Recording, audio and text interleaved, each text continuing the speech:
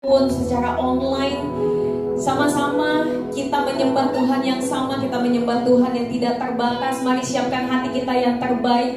Berapa banyak yang percaya Tuhan kita baik? Boleh lambaikan tangan Bapak Ibu Saudara. Boleh berikan tepuk tangan sorak-sorai buat Tuhan kita yang baik, Tuhan kita yang dahsyat. Boleh kita sama-sama kita bangkit berdiri, Bapak Ibu Saudara dikasih Tuhan. Mari coba lihat kanan kiri, depan belakang, katakan ini kita punya Tuhan yang baik, kita punya Tuhan yang setia, kita punya Tuhan yang dahsyat. Mari naikkan syukur kita di hadapan Tuhan, sebab Dia baik.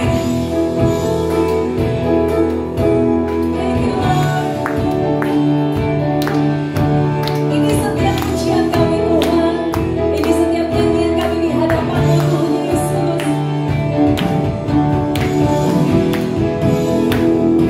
Dengan hati penuh ucapan syukur, bermazmur bagi nama-Mu Tuhan. Sama-sama ya Bapak.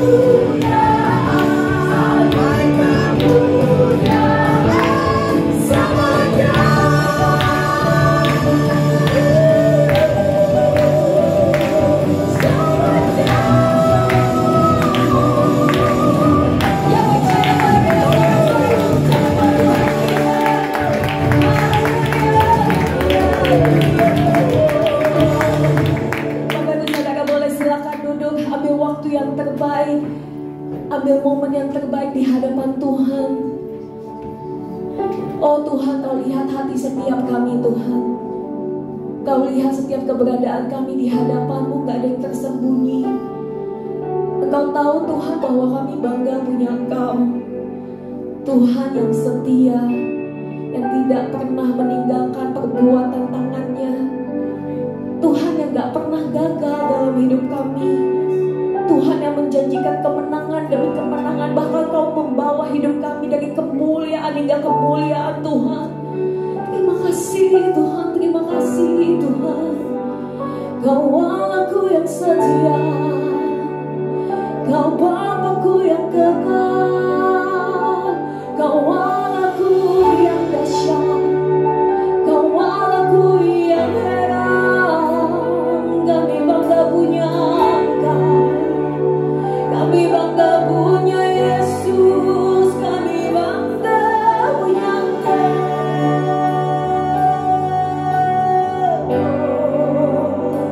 Sekali Yesus tetap Yesus, sekali Yesus tetap Yesus. Kau tunjukkan kasih setiamu, Kau menyediakan yang ku perlu. Kau setia, Kau mulia dan sampai sekarang dan selamanya. Tangan kami terangkat mengakui Tuhan, Kau tunjukkan kasih setiamu. Kau menyediakan yang ku perlu.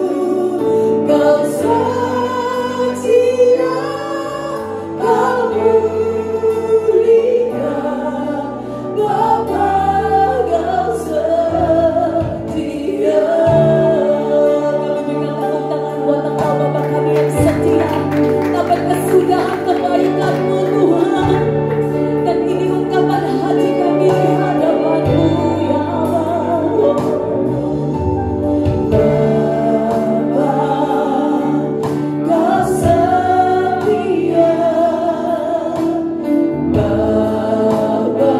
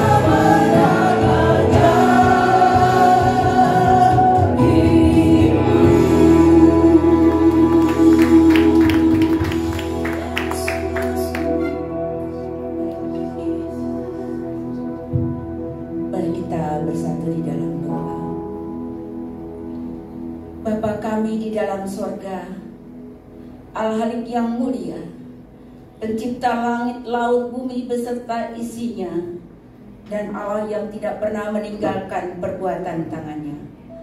Allah yang disembah oleh Abraham, Ishak, dan Yakub. Allah itu juga yang kami kenal dan kami sembah di dalam nama Tuhan Yesus Kristus. Kami memuji dan mengucap syukur kepadamu ya Bapa, akan kasih karunia dan anugerah-Mu yang Kau berikan bagi kami. Dan kami bersyukur jika pada kesempatan malam hari ini kami dapat memuji, menyembah, serta memuliakan nama Tuhan. Bahkan kami siap untuk mendengarkan firman-Mu ya Tuhan, karena kami percaya firman-Mu yang sanggup mengubah kehidupan kami. Amin. Terima kasih Bapa di dalam surga. Sebelum melangkah lebih jauh, ampuni segala dosa dan kejahatan kami. Kuduskan pikiran dan hati kami. Dan hamba-Mu yang tidak ada apa-apanya, sembunyikanlah hamba-Mu di balik kuasa salib-Mu, agar segala kuasa dan kemuliaan nyatakan di tempat ini. Amin. Terima kasih Bapa di dalam surga, di dalam nama Tuhan Yesus Kristus, kami sudah berdoa dan mengucap syukur. Amin. Amin. Amin. Silakan duduk. Shalom. Shalom. Puji nama Tuhan. Kita akan membuka Alkitab kita yang terambil dari Mazmur 28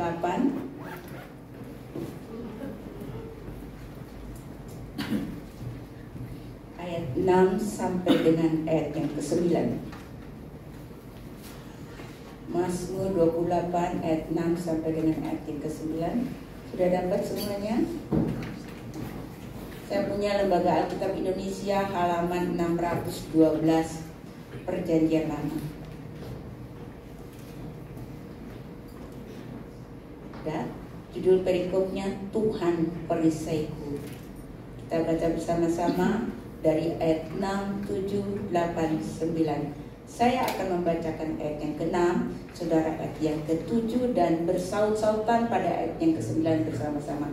3, 2, 1. Terpujilah Tuhan karena Ia telah mendengar suara permohonanku. Tuhan adalah kekuatanku dan perisaiku. Kepadanya hatiku percaya, aku tertolong, sebab itu beria-ria hatiku, dan dengan nyanyianku aku bersyukur kepadanya. Tuhan adalah kekuatan umat-Nya dan benteng keselamatan bagi orang yang diurapinya. Bersama-sama. Selamatkanlah kiranya umat-Mu dan berkatilah milik-Mu sendiri. Gembalakanlah mereka dan dukunglah mereka untuk selama-lamanya. Amin. Amin. Bapak Ibu yang dikasihi Tuhan Yesus Kristus, kitab Mazmur ini ditulis oleh banyak orang. Di antaranya adalah Raja Daud, Musa, Asaf, Herman, anak-anak Korah, dan lain-lain sebagainya. Tujuan dari kitab Mazmur ini adalah supaya kita mengerti bagaimana hidup dengan penuh mengucap syukur dalam menghadapi cobaan, dalam menghadapi penderitaan, dan pentingnya kita untuk mengaku dosa di hadapan Tuhan. Isi kitab Mazmur ini ada 150 pasal yang mengungkapkan tanggapan orang-orang beriman kepada Tuhannya, baik dalam bentuk doa maupun juga nyanyian. Jadi kesimpulan dari kitab Mazmur ini mengajarkan bagaimana anak-anak Allah hidup dalam berjalan dan mengikuti Allah. Mengajarkan bagaimana Allah memberikan setiap orang yang mau berpegang teguh hidupnya sesuai dengan firman Allah. Mengungkapkan keagungan Allah sebagai pencipta alam semesta dan sekaligus pemeliharanya. Dan juga mengajarkan kebesaran dan kemuliaan sifat-sifat Allah yang sesungguhnya. Terlebih lagi, kitab Mazmur ini mengajarkan tentang Allah yang tidak mau bergaul dengan orang-orang yang hidup di dalam dosa. Bapak Ibu yang dikasihi Tuhan Yesus, pada kesempatan malam hari ini saya akan memberikan tema bahwa Allah memberikan kekuatan segala. Jadi firman Tuhan yang menjadi landasan khotbah kita pada malam ini adalah yang dari Mazmur 28 ayat 6 sampai dengan ayat yang ke-9. Bapak Ibu yang dikasihi Tuhan Yesus Kristus, Ayat ini merupakan doa ucapan syukur Daud atas pertolongan Tuhan untuk menyatakan bahwa Tuhan adalah kekuatan bagi umatnya. Tepuk tangan, saudara. Hal ini dibuktikan banyak musuh-musuh Daud yang dikalahkan dan semua takluk kepadanya karena Tuhanlah sendiri yang memberi kekuatan kepadanya. Setidaknya kisah ini tentang Daud sudah banyak kita dengar sejak kita masih sekolah minggu. Kecuali saya terpanggil sudah berkeluarga, jadi tidak pernah jadi anak sekolah minggu. Tapi saya justru sekarang memberikan seminar untuk guru-guru sekolah minggu. Tepuk tangan, saudara. Ya. Jadi ada banyak cerita tentang kepahlawanan Daud. Mulai Daud mengalahkan singa, Daud mengalahkan beruang, hingga Daud mengalahkan Goliat. Melihat keperkasaan Daud tersebut membuat banyak perempuan-perempuan yang menyambut dan mengeluk-elukan. Mereka menari-nari sambil bernyanyi. Saul mengalahkan beribu-ribu musuh, tetapi Daud berpuluh-puluh ribu. Dikatakan di dalam 1 Samuel 18 ayat 7. Dan sekarang kepahlawanan Daud tersebut telah diabadikan sebagai bendera Israel yang ditandai dengan bintang Daud. Siapa sangka Daud yang adalah gembala ternak bisa menjadi raja yang terkenal oleh dunia. Bahkan Kristus sendiri mendapatkan julukan sebagai anak Daud. Pertanyaannya adalah, siapakah Daud, saudara? Sehingga ia menjadi orang yang kuat, menjadi orang yang dikenal oleh dunia. Ada 2 keistimewaan Daud. Yang pertama, Daud dipilih oleh Allah. Yang kedua, Daud diberi kekuatan oleh Allah. Saudara, Daud dipilih oleh Allah. Awal mulanya Daud bukanlah siapa-siapa. Dia hanyalah gembala kambing domba milik ayahnya. Dia adalah anak bungsu dari 8 bersaudara. Ketika Daud sedang menggembalakan ternaknya, pada saat itulah Allah memilihnya untuk menjadi raja. Kalau Tuhan sudah memilih, tidak ada yang bisa menolaknya. Walaupun di kemudian hari Raja Saul berusaha untuk melenyapkan Daud, tetapi sekali dipilih Tuhan, tetaplah terpilih. Tepuk tangan, saudara. Begitu juga sejahat-jahatnya orang Israel, tetap kalau Tuhan pilih dia, mau apa? Gak bisa, saudara. Tetap dia adalah menjadi umat pilihan Allah. Dan sejahat-jahatnya orang Kristen, jika Allah sudah memilih dia, pasti ia akan dipulihkan. Karena apa? Karena Allah tidak mungkin salah pilih. Kalau manusia bisa saja sudah salah pilih. Bahkan dalam hal perkawinan pun bisa salah pilih. Walaupun ada firman Tuhan bahwa apa yang dipersatukan oleh Allah tidak boleh diceraikan kecuali mati. Tetapi kenyataannya banyak orang Kristen yang kawin cerai. Padahal jelas firman Tuhan, kecuali mati. Kecuali mati ini bukan kamu tak bunuh dulu ya supaya aku kawin lagi, atau kamu berzina dulu supaya aku bisa kawin lagi.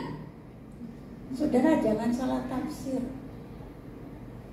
Yesus dengan perkataan yang sama, tidak boleh kecuali mati, ya. Yang satu lagi kecuali berzina. Saudara, kenapa Yesus berkata demikian? Karena tradisi orang Yahudi, kalau ketahuan berzina, maka ia dirajam sampai mati, barulah kau kawin lagi.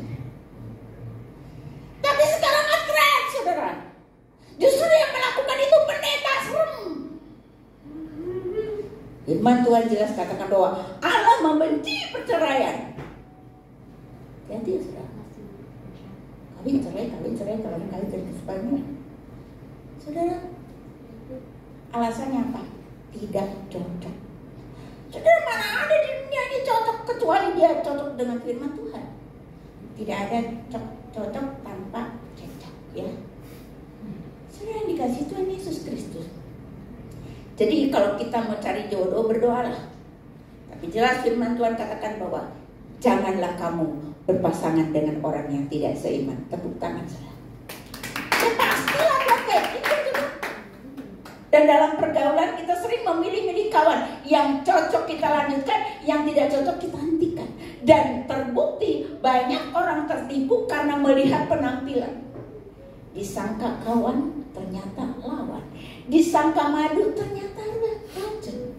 Tetapi sebaliknya, Allah memilih Saulus menjadi Rasul Paulus yang nyata-nyata adalah penganiaya orang-orang Kristen. Tetapi ternyata dia adalah orang yang cinta Tuhan. Bahkan hingga akhir hayatnya dia mengabdikan diri sebagai pemberita Injil. Inilah yang membuktikan bahwa Tuhan tidak mungkin salah pilih.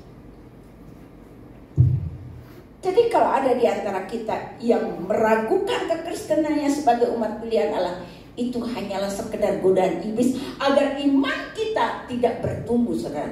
Yesus berkata, bukan kamu yang memilih aku, tetapi akulah yang memilih kamu, dan aku telah menetapkan kamu supaya kamu pergi dan menghasilkan buah. Di dalam Yohanes 15 ayat 16. Artinya kita dipilih untuk menghasilkan buah. Jadi untuk membuktikan bahwa kita ini dipilih Allah, kita bisa lihat buah apa yang sudah kita hasilkan untuk Tuhan. Saudara, sekarang banyak sekali orang mengajarkan pengajaran-pengajaran yang membuat jemaat menjadi ragu. Sehingga tidak heran, saudara, sekarang di negeri luar banyak orang menjadi ateis, ya. Orang yang ragu-ragu adalah orang yang tidak mengerti akan kebenaran firman Allah. Ya saudara, padahal Yesus juga selalu mengajarkan kepada kita. Ya baik Yesus maupun rasul-rasul, saudara, selalu memberikan yang terbaik buat kita.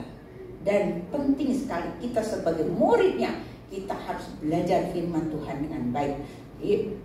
Pentingnya kita belajar supaya kita tidak mudah diombang-ambingkan oleh berbagai pengajaran yang akhirnya semakin orang bingung.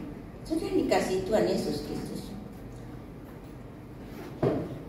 Iblis pertama kali menggoda Adam dan Hawa adalah dengan cara mereka ragu. Dan ketika keraguannya itu terus menguasai dirinya, akhirnya mereka menyangkal firman Tuhan, lalu mengikuti kehendak iblis. Jadi ini cara iblis untuk mengecoh orang Kristen, adalah membuat ragu. Dan setelah kita ragu, kita mulai mempertanyakan apa yang kita percaya selama ini, sehingga akhirnya kita mengikuti kehendak iblis. Yang namanya godaan, saudara, itu bisa berlaku kapan saja, secara khusus menggoyangkan keimanan kita. Itulah sebabnya kita perlu belajar firman Tuhan supaya iman kita semakin teguh dan tidak tergoyahkan. Bahkan kita adalah umat pilihan Allah. Amin. Saudara, Daud, walaupun ia dipilih dan ditabiskan menjadi raja, tapi ia tidak langsung memegang kekuasaan sebagai raja, saudara. Justru Raja Saul pada waktu itu ia berusaha untuk membunuhnya, tetapi Daud sabar menunggu waktunya Tuhan, karena ia tahu pilihan Tuhan tidak mungkin meleset. Demikian juga bagi kita orang-orang Kristen yang selama ini ada dalam pergumulan doa. Tetaplah sabar, jangan ragu, dan tetaplah kuat bahwa kita adalah umat pilihan Allah. Amin. Saat ini kita sudah memasuki tahun pemilu, khususnya dalam pemilihan presiden. Saudara, walaupun kita bebas menentukan hak pilih kita, tetapi siapapun yang kelak menjadi presiden tahun 2024 nanti, kita tahu bahwa semua ada dalam ketetapan Allah. Karena sebagaimana Allah telah memilih Daud sebagai Raja Israel, demikianlah kata firman Tuhan. Pemerintah-pemerintah yang ada ditetapkan oleh Allah dalam Roma 13 ayat 1. Yang kedua, keistimewaan yang dimiliki oleh Daud ialah Daud diberi kekuatan oleh Allah. Pada mulanya Daud menjadi terkenal adalah saat ia mampu mengalahkan Goliat, raksasa dari Filistin. Pada waktu itu tak ada yang menyangka seorang anak muda yang tampak masih kemerah-merahan membuat kejutan di luar akal sehat manusia. Bayangkan Goliat yang tinggi besar hampir mencapai 3 meter, artinya 290 cm, dengan senjata lengkap mampu dikalahkan Daud hanya dengan sebuah batu kecil. Tentu ini sangat luar biasa. Bahkan Saul sendiri yang punya segudang pengalaman perang sangat terkejut. Dengan takjub raja ini bertanya kepada panglima perang, "Anak siapakah orang muda ini?" Saudara, kalau bukan Tuhan yang memberi kekuatan kepada Daud, dapat dipastikan secara ilmu militer pasti Daud kalah telak. Tetapi sebagaimana firman Tuhan berkata, jika Allah di pihak kita, siapakah yang akan menjadi lawan kita? Roma 8 ayat 31. Inilah iman orang-orang pilihan Allah. Jika Allah memberi kekuatan kepada kita, Dia pasti akan melindungi kita, Dia pasti akan menyertai kita, dan Dia pasti akan memberikan kemenangan kepada kita. Amin. Jangan ragu. Ada ungkapan yang mengatakan bahwa hidup adalah perjuangan. Karena itu tanpa kekuatan kita akan ditelan kalah oleh iblis. Kita akan ditelan musuh. Dan musuh terbesar adalah masalah. Saya tidak tahu masalah apa yang sedang kita hadapi saat ini. Tapi yang pasti semua orang yang hidup pasti punya masalah. Oleh karena itu, pada kesempatan malam hari ini kita mau belajar bagaimana cara Daud mendapatkan kekuatan dari Allah dalam menghadapi musuh-musuhnya. Yang pertama, dikatakan di ayat 6, terpujilah Tuhan karena Ia mendengar suara permohonanku. Saudara, di sini kita perhatikan bahwa Daud adalah orang yang suka berdoa. Daud doanya didengar oleh Tuhan. Jadi ciri khas orang Kristen ialah berdoa. Karena doa adalah nafas hidup. Sedangkan hidup adalah perjuangan. Jadi untuk menghadapi perjuangan hidup ini, Yakobus meyakinkan kita, doa orang benar bila dengan yakin didoakan sangat besar kuasanya. Yakobus 5 ayat 16. Mengingat betapa pentingnya doa ini, secara khusus Yesus merasa perlu untuk mengajarkan murid-muridnya tentang bagaimana berdoa yang benar, yang kemudian kita kenal doa Bapa kami. Kalau kita perhatikan doa Bapa kami ini, dari urutan pertama sampai terakhir, semua telah mencakup baik segi rohani maupun juga segi jasmani, sehingga tidaklah berlebihan jika dalam ibadah gereja-gereja doa Bapa kami ini masuk dalam liturgi hafalan. Singkat kata, melalui doa kita meminta apa yang kita perlukan, sekaligus menyerahkan hidup kita dalam tangan Tuhan. Yesus sendiri sebelum Ia ditangkap dan disalibkan, dengan tekun Ia berdoa di Taman Getsemani untuk meminta kekuatan dari Bapaknya, sehingga Ia mampu bertahan dan setia sampai mati. Yang kedua, dalam ayat 7a, Tuhan adalah kekuatanku dan perisaiku, kepadanya hatiku percaya. Saudara, di sini kita perhatikan bagaimana Daud menjadikan Tuhan sebagai andalannya, baik sebagai kekuatannya maupun sebagai perisai hidupnya. Orang yang mengandalkan manusia atau harta kekayaannya tidak akan pernah merasa cukup, karena kekuatan dunia sifatnya sementara dan sulit untuk diprediksi apa yang akan terjadi di hari kemudian. Saudara, 3 tahun yang lalu dunia dikejutkan dengan virus corona. Ya. Secara tiba-tiba, saudara, dan menelan banyak korban. Ilmu pengetahuan tak mampu untuk mengatasi. Bahkan dokter-dokter ahli pun, juga para pendeta turut menjadi korban. Sehingga jumlah orang yang meninggal melebihi dari tanah kuburan yang tersedia. Bapak Ibu yang dikasihi Tuhan Yesus, semua orang menjadi pusing, saudara. Rumah sakit penuh, tanah kuburan penuh, oksigen sulit dicari. Untuk mengendalikan penyebaran virus ini, pemerintah terpaksa menetapkan sistem lockdown, yaitu menutup akses keluar masuk secara total. Orang-orang Kristen pun mulai sibuk buka-buka Alkitab, lalu menghubungkan masa lockdown ini tersebut dengan orang-orang di dalam Bahtera Nuh bahwa waktunya sudah dekat. Kemudian barulah datang dewa penolong yang namanya vaksin COVID-19.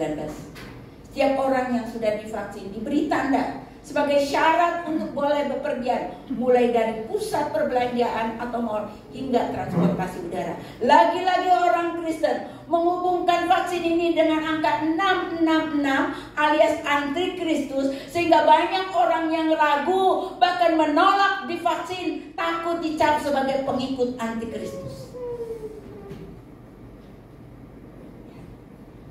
Dan yang terakhir, akibat perang Rusia dengan Ukraina yang berkepanjangan ini, muncullah isu perang nuklir di akhir zaman sebagai pemicu terjadinya perang Harmagedon yang tertulis di dalam Wahyu 16 ayat 16. Tetapi kenyataannya sekarang semua baik-baik saja.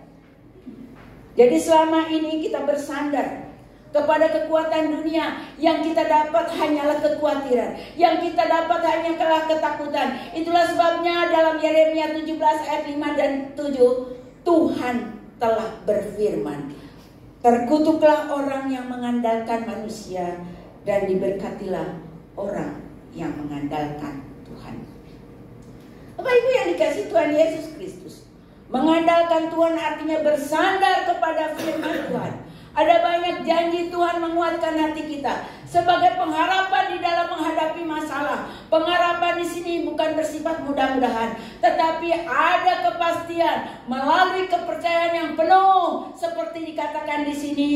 Katanya, hatiku percaya, hatiku percaya. Ya, berharap berarti kita harus bersabar menunggu waktu Tuhan.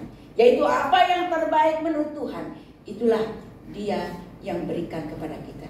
Jadi kita harus rajin membaca Alkitab, supaya kita tahu apa yang harus kita harapkan dan tidak bertentangan dengan firman Tuhan. Tetapi carilah dahulu kerajaan Allah dan kebenarannya, maka semuanya itu akan ditambahkan kepadamu. Matius 6 ayat 33. Apa ini yang dikasih Tuhan Yesus Kristus? Selanjutnya bagaimana Daud mendapatkan kekuatan dari Tuhan? Yang ketiga di ayat 7b, aku tertolong, sebab itu beria-ria hatiku, dan dengan nyanyianku aku bersyukur kepadanya. Mengucap syukur adalah hal yang wajar dilakukan ketika seseorang mendapatkan apa yang diharapkan. Demikian juga Daud, dia ingin menyampaikan ungkapan rasa terima kasih karena Tuhan sudah mendengar doanya. Di sini dikatakan, aku tertolong, sebab itu beria-rialah hatiku.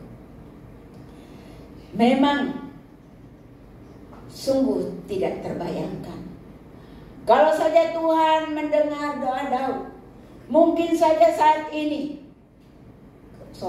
kalau saja Tuhan tidak mendengar doa Daud, mungkin saat ini dia sudah mati. Karena sebelumnya pada ayat 1 dikatakan, jika engkau tetap membisu terhadap aku menjadi orang yang turun ke dalam liang kubur. Hebat, saudara.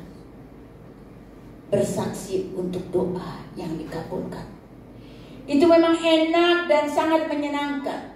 Tapi ada kalanya Tuhan belum memberikan jawab terhadap doa-doa kita. Sudah sekian lama kita panjatkan. Lalu apa reaksi kita? Mungkinkah kita masih bisa mengungkapkan ucapan syukur? Saudara, sekitar tahun 2002 saya punya kerinduan untuk lanjut studi ke Amerika. Padahal nggak punya, saudara. Saya mengajukan di kedutaan Amerika, ditolak. Wih, sok berat.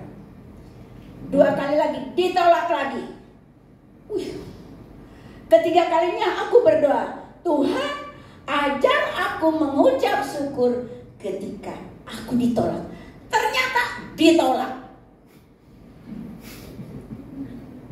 Tapi kan sudah siap. Ajar aku mengucap syukur ketika aku ditolak. Ternyata sudah berjalannya waktu. Aduh, aku bersyukur. Kalau aku pergi ke Amerika, aku tidak tahu seluruh Indonesia.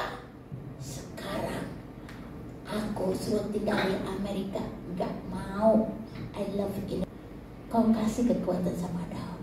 Kalau kau pilih aku, kau kasih kekuatan sama aku. Amin. Amin. Ya. Saya minta pemain musik singer dan song leader. Kita naikkan pujian, saudara.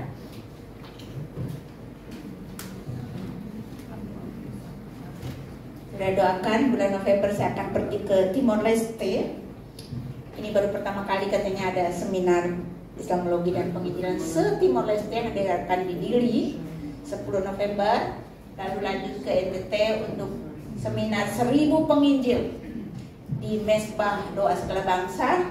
Lalu kami dan song leader.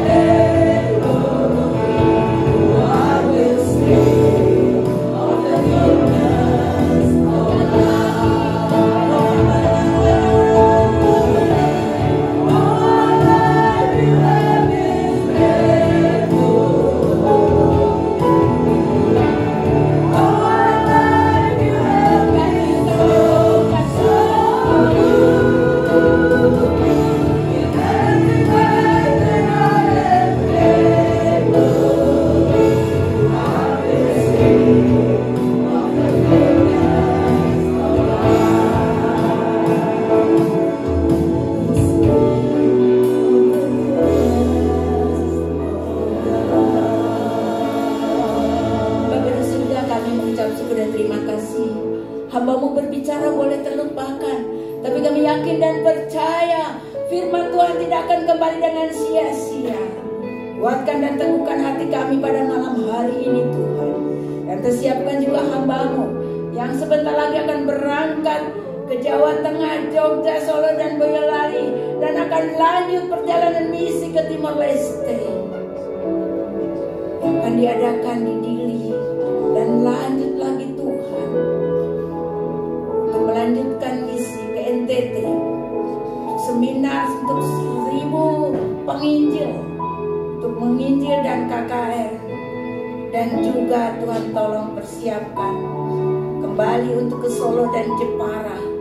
Tuhan tolong kuduskan perjalanan hamba-Mu ini Tuhan. Dan kami percaya Engkau akan memberikan kekuatan pada hamba-Mu. Aku mau berjalan bersama Tuhan, karena kami percaya Engkau Allah yang Immanuel.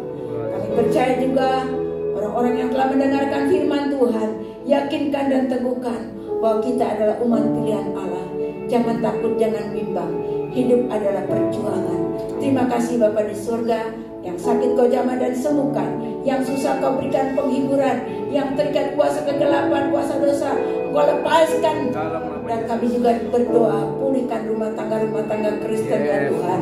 Kau juga berkati anak-anak muda, berikan roh yang takut akan Tuhan, berikan anak muda semangat untuk memberitakan Injil ya Tuhan. Kami juga berdoa untuk Indonesia. Engkau mengkuduskan Indonesia. Indonesia kemuliaan bagi Tuhan. Terima kasih. Di dalam nama Tuhan Yesus Kristus kami sudah berdoa dan mengucap syukur. Amin. Silakan duduk, Tuhan Yesus berkati kita semua.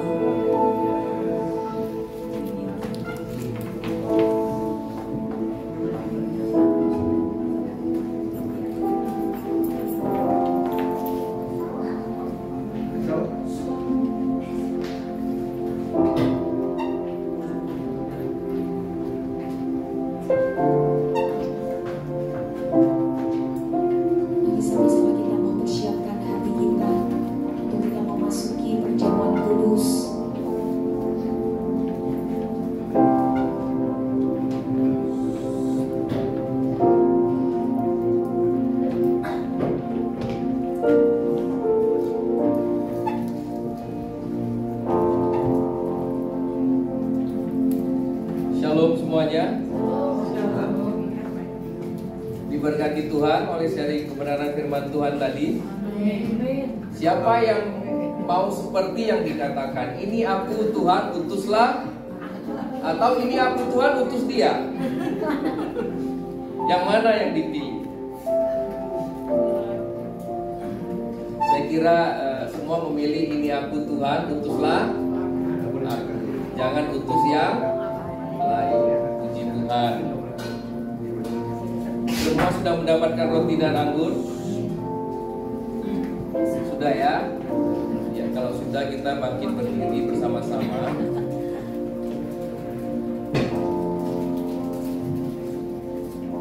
Aku percaya Tuhanku ada.